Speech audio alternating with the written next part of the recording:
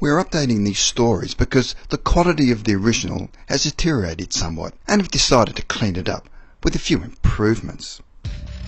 Reincarnation has been discussed for over 1,000 years, and experts like the late Canadian psychiatrist Dr. Ian Stevenson researched the subject and wrote books showing that there was much evidence to prove that reincarnation existed. The following cases are just the tip of the iceberg as to the incredible evidence that exists for the proof of reincarnation. These are 10 reincarnation stories that will open your mind.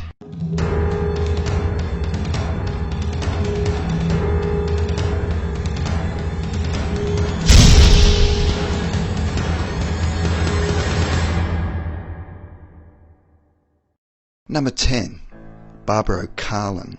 Barbara O'Carlin was born in Sweden in 1954 into a Christian family and claimed she was Anne Frank in her previous life.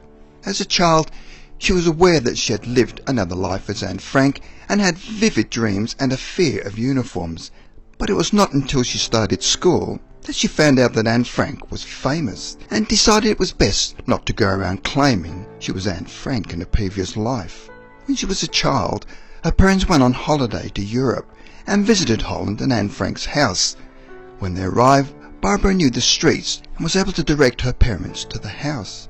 On arriving at the house, she noticed that the original steps were missing, and once inside, she felt terrified. And on entering Anne Frank's bedroom, she noticed that newspaper clippings of movie stars, which she had placed on the walls as Anne Frank, were still there. But when she was about to describe them to her mother, they abruptly vanished in front of her eyes. When her mother made inquiries about the missing pictures, the guy told her that they'd been temporarily removed because the tourists were stealing them for souvenirs and would be replaced in frames to protect them. However, for Barbara to be in the building was too emotional and she ran out in tears. She has since written a book about her experience, and with the amount of historical evidence and information she was able to recall, she was even supported by the head of the Anne Frank Foundation. Number 9. Shanti Devi. Shanti Devi was born in India in 1926 and up to the age of 4 had never spoken, and when she did eventually speak, she claimed she was another person who came from Mathura, a village 145 kilometres from where she now lived in Delhi. She could even speak the dialect, and that she had a husband called Kedarnath, who was a merchant.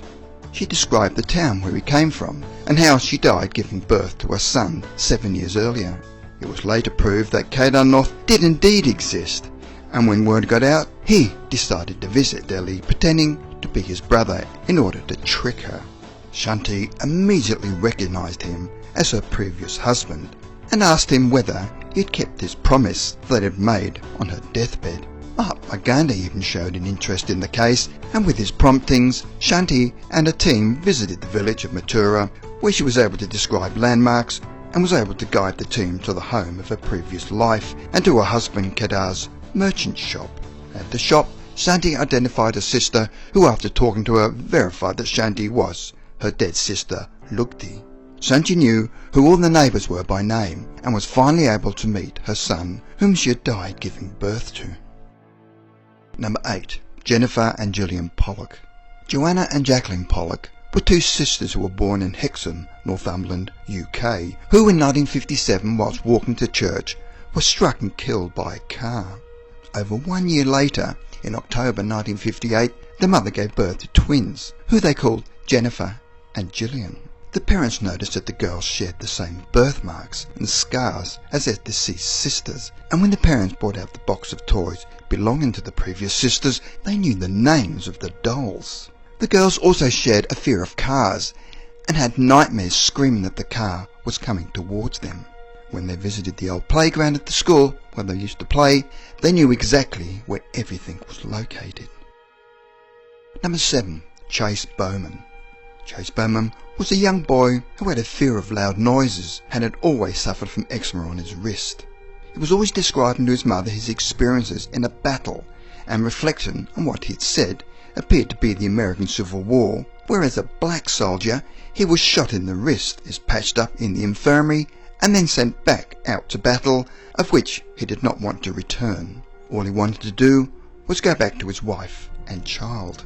On his return to the battle, he said that he was ordered to stand behind a cannon, where shortly after must have received a direct hit, because Chase then described looking down on the battle scene from on high and feeling relieved to be out of it. Chase was able to draw the battle scene from an aerial perspective, as if he were that dead soldier looking down in spirit. As Chase Bowman, his mother was unable to find a reason for his eczema, yet once he was able to discuss the trauma of his life as a soldier, his eczema cleared. Number 6. Jenny Cockle. Jenny Cockle was born in Northampton, UK, and as a child had regular dreams of living in the 1930s as a young woman in Ireland and being a loving mother to her many children, and drew pictures of her village and the cottages that she'd lived in. Later in life, she underwent hypnosis and was regressed back to the 1930s, where she found she had actually lived as a young mother called Mary Sutton, who had many children. She also found that she'd had a violent husband, and unfortunately Mary Sutton died young at the age of 32, whilst her children were still very young. Jenny decided to visit the village near Dublin and found she was familiar with all the surroundings and was able to find in the local records that Mary Sutton did exist, along with the names of the children. She was able to contact the eldest son, called Sonny Sutton, who was now an elderly man, and he was amazed that she could describe memories from his childhood. Jenny was able to bring all the family together, as they'd never seen each other since being separated after their mother's death. At the family reunion, Jenny spoke about her memories of their life in Ireland, where she was able to convince them that she was indeed their mother back in Ireland in the 1930s. It appears that even being reborn as Jenny Cockle, Mary Sutton after death still needed to know that her children were all safe and had survived, and was able to bring them back together even though they were all now elderly people. Number 5. Mandy Seabrook. At 2.5, Mandy asked her mother why did she cry at her funeral. This was just the beginning of a series of questions that led her mother to believe that her daughter in her previous life had been her sister called Mandy Clark, who had died as a child.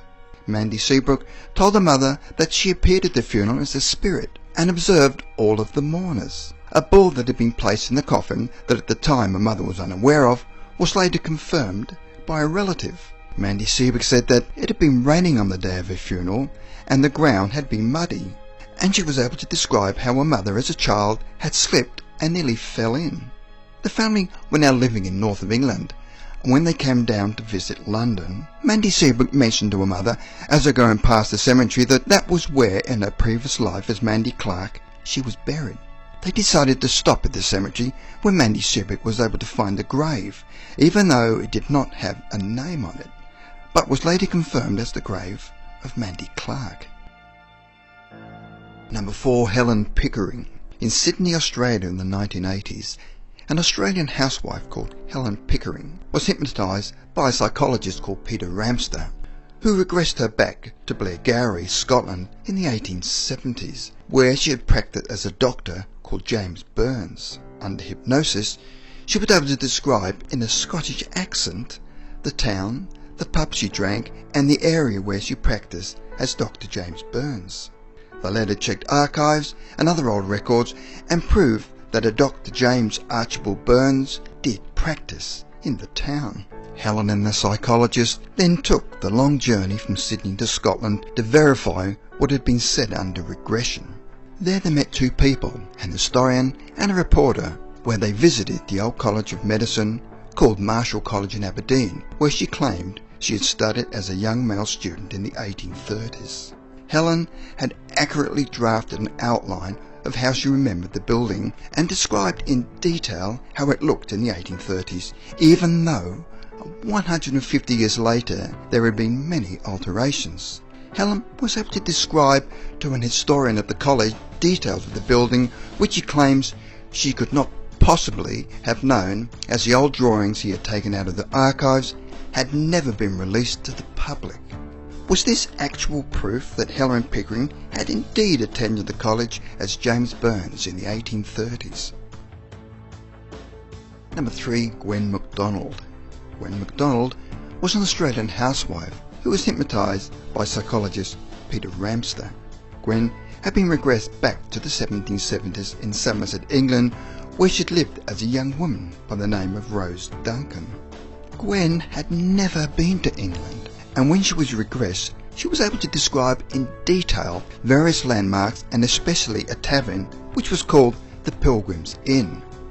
They later flew from Sydney, New England to verify Gwen's claims that she'd lived as Rose Duncan in the late 18th century.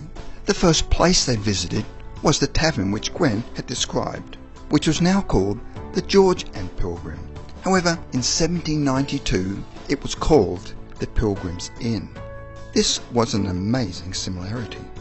Under hypnosis, Gwen had mentioned names and places around Somerset which could not be located on any current maps. However, when they checked maps from the late 18th century, the names had indeed existed in that period. Gwen had also described the cottage where she had lived in, and in this cottage was a stoned floor where the tiles had been stolen from Glastonbury Abbey. On the stones were unique markings, and Gwen, under hypnosis, was able to draw the markings.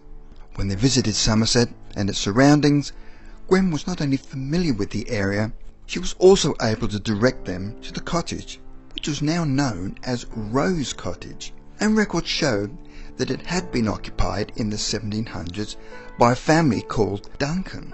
The stone floor in the cottage had been encrusted by centuries of dirt, and when they cleared the floor they found the markings that Gwen had described and accurately drawn when she was under hypnosis. Fortunately, Gwen has since died, and we ask the question, where is she and who is she now? Number 2. Peter Hulme.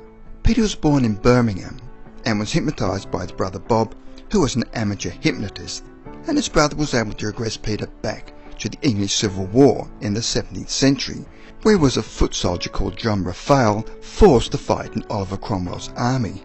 Peter and his brother then visited sites and battlefields that he had described under hypnosis, and were able to locate military artefacts buried in the ground that were from the Civil War. Peter then described the church in Comstock, Devonshire, and drew a picture which they sent to a local historian.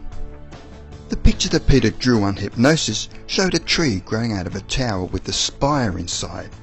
The historian was able to locate the church, but was now missing the spire. The historian said there was still a tree growing out of the tower, and that there had been a spire inside the church, but the spire had been removed in 1776. In Comstock, they were able to check historical records and located a John Raphael who had married an Elizabeth Bishop after the war in 1653. Peter, under hypnosis, would name a village called Alcott, where it had been treated for injuries. It has since been renamed Alvescott. Number 1. James Leninger. James was a young boy from Louisiana who told his parents that in a previous life he was a pilot in World War II. As a young child, he had a fascination and a strange familiarity with fighter planes from World War II. At only 2 years of age, he had a knowledge of parts of planes that no child his age could possibly have known.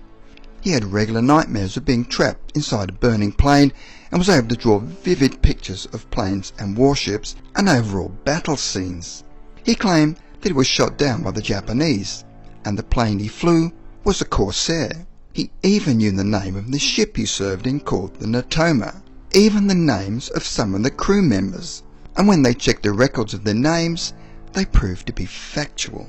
It appears that in his previous life he was a fighter pilot in World War II called James Houston, who was shot down in a Corsair. The most amazing fact was at the age of 3 he attended a reunion with the crew of the Natoma. He named and recognised some of the crew. When he met Houston's family, he was able to describe events of James Houston's childhood. James Houston's elderly sister was so amazed of how much knowledge he had of her family and of their childhood, she had to agree he was her dead brother, reborn as a young boy, now called James Leninger.